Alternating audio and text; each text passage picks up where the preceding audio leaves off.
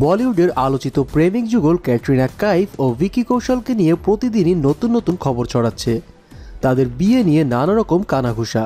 তবে আলোচনার ইতি টেনে দিলেন ভিকি কৌশলের কাজিন উপাসনা বোরা।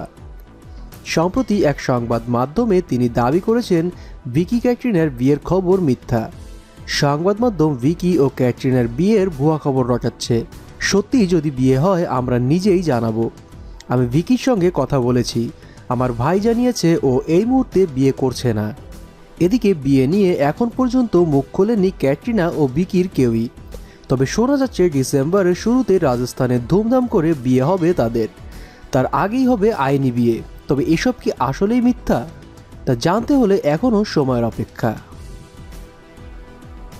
সেলিব্রিটিদের সকল খবরাখবর পেতে আমাদের চ্যানেলটি সাবস্ক্রাইব করুন। ধন্যবাদ।